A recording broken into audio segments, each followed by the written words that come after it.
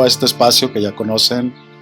Hoy en esta tarde compartimos desde la casa, en este clima agradable, con esta lluvia, y seguir disfrutando del atardecer y de reflexionar en la palabra de Dios. En esta ocasión quiero hacerlo del libro de los Hechos de los Apóstoles, en el capítulo 12, versos 1 y siguiente, porque nos va a hablar la historia de una liberación milagrosa, una oración que se produjo con Pedro, que nos dice el texto que el rey Herodes mandó apresar a Pedro, y a Santiago, el hermano de Juan, lo hizo morir a espada, porque pues seguían hablando, ¿verdad? Seguían ellos cumpliendo con este mandato que Jesús había dado, y más aún seguían ellos siendo testigos de esto que Jesús había dicho: cuando el Espíritu Santo venga, Él dará testimonio de mí. O sea, hablando del Espíritu Santo, daría testimonio de Jesús. Pero también dijo a los apóstoles: y ustedes, cuando el Espíritu Santo venga, ustedes también darán testimonio,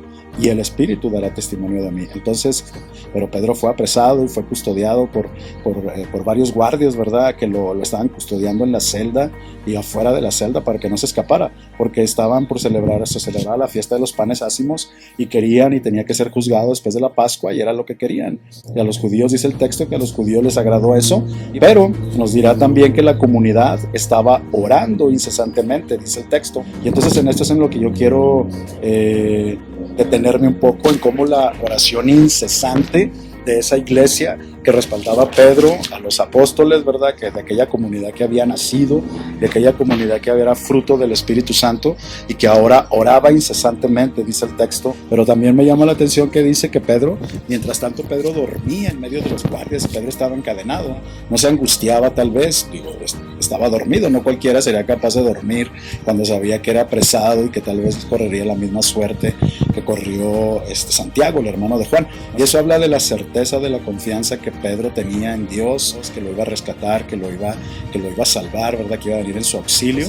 Por medio de esa oración incesante que hacía la comunidad, pudieron ver un milagro. El Señor envió un ángel y despertó a Pedro, ¿verdad? Le habló, le tocó en el costado, le habló y le dijo: Pedro, levántate, ¿verdad? Sígueme, ven, vístete. Y Pedro se levantó y se vistió, se puso el cinturón, se puso las sandalias, y el ángel le dijo: ponte el manto.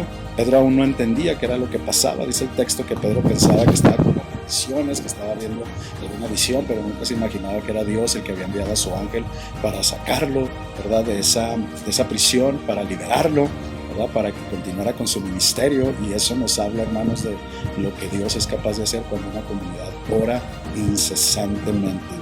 Es capaz de ver un milagro, una liberación milagrosa, como la que aquella comunidad vio cuando Pedro se apareció en aquella casa donde estaban reunidos, y tocó la puerta, y una muchacha fue y vio quién era, y vio a Pedro, y fue y les dijo a los apóstoles, a la gente que estaba ahí reunida, que dice que muchos estaban en oración, ¿verdad? No habían cesado de orar, estaban incesantemente orando. Esto hay que recalcarlo, esto hay que, hermanos, hay que descubrirlo, que cuando la iglesia ora incesantemente es capaz de ver milagros, es capaz de ver cómo esa liberación milagrosa que sucedió con Pedro.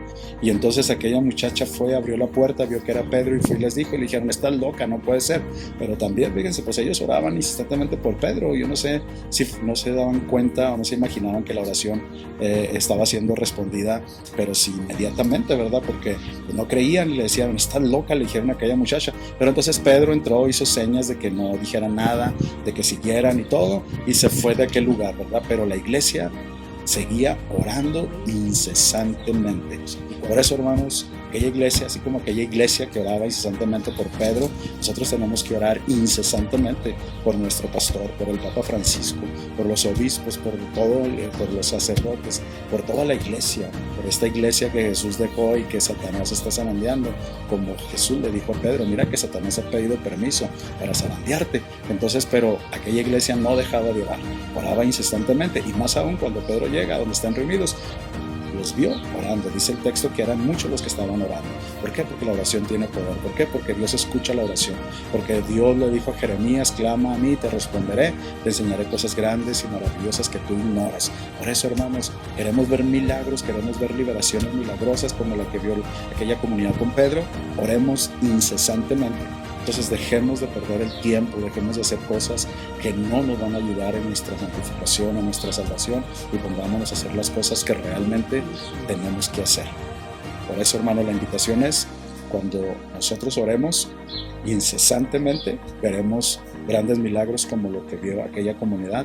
Hermanos, deseo verdaderamente que sigamos incesantemente orando por la iglesia, por estos tiempos que estamos viviendo, porque estos tiempos, como dijo San Pablo, estos tiempos son malos. Pero hermanos, todo lo que pidamos en oración al Padre, ¿verdad?, creamos de antemano que ya lo hemos conseguido. Dios los bendiga, nos vemos en la próxima.